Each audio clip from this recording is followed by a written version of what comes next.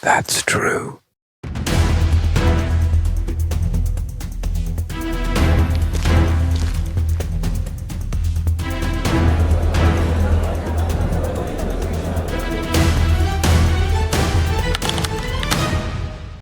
This story takes us back to the year 1812, when a Swiss adventurer was traveling through the Arabian desert. His name was Johann Ludwig Burckhardt. While wandering between rugged rocks, about 1.5 kilometers into the path, he came across a narrow passage between two towering cliffs. As he walked through, the path widened, and in front of him stood a breathtaking sight. He saw a majestic structure carved into a mountain of stone. It wasn't built. It was sculpted directly out of the rock. This magnificent monument, located in modern-day Jordan, stood 127 feet tall. Locals today call it Al-Khazneh, which translates to the treasury. From the base of the mountain, towering pillars rose upward, topped with elaborate carvings and intricate designs. At the center was a grand entrance that led into a chamber. Inside, there were no decorations, just the natural beauty of raw stone.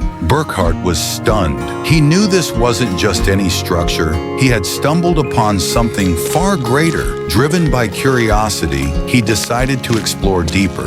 Soon, he discovered a forgotten city carved into the mountains. He came across a vast open-air theater that could seat around 6,000 people and a wide stone pathway leading to a massive temple-like building. The faint scent of the air hinted that people once lived here. This wasn't just ruins, it was once a thriving city. Even at higher elevations, Burckhardt found other monuments hinting at a sophisticated civilization. He had just rediscovered the ancient city of Petra, lost for over 2,000 years. But this raised a question: who were the people who lived here in such a dry, unforgiving desert, and how did they survive?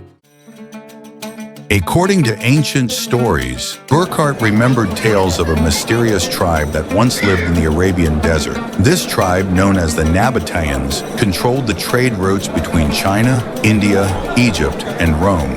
They traded silk and spices and carved hideouts high in the rocks to evade enemies. Though originally nomads living in tents, they somehow managed to build this stone-carved metropolis. After Burckhardt's discovery, the world took notice. Archaeologists and historians from around the globe began visiting Petra to uncover its secrets. The sheer scale of Petra's structures, especially the 127-foot-high treasury, amazed everyone. What made it even more astonishing was the mystery of how it was constructed. There were no signs of scaffolding or support systems. Experts later discovered that the Nabataeans had a unique technique. They carved their structures from the top down. First, they would climb to the top of a cliff, then begin carving a shaft downward into the limestone. From within the shaft, they'd carve pillars in intricate details, gradually working their way down.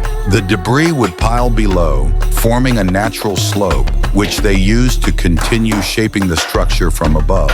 No other civilization in the world is known to have used this exact method. In rare cases, inscriptions were found in an ancient script used during Jesus' time in the Middle East.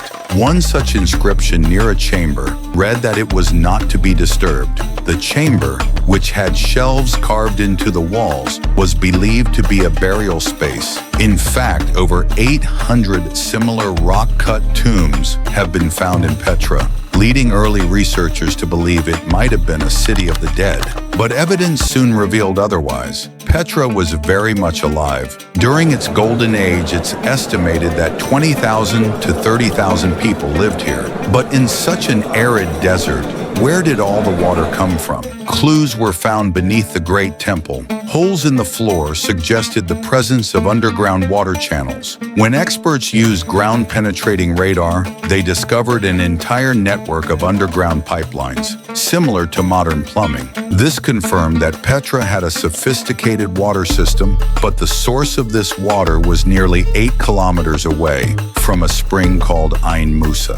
Transporting water such a long distance through rocky terrain was no small feat. Researchers found ancient pipelines made of small stone sections. Normally, water flowing through such pipes would create air pockets, causing pressure issues and leakage. But here's the genius of the Nabataeans. They tilted the pipes exactly 4 degrees, a technique modern engineers recognize as ideal for preventing airlocks and maintaining water flow. This precise engineering proves they had advanced knowledge of hydraulics 2,000 years ago.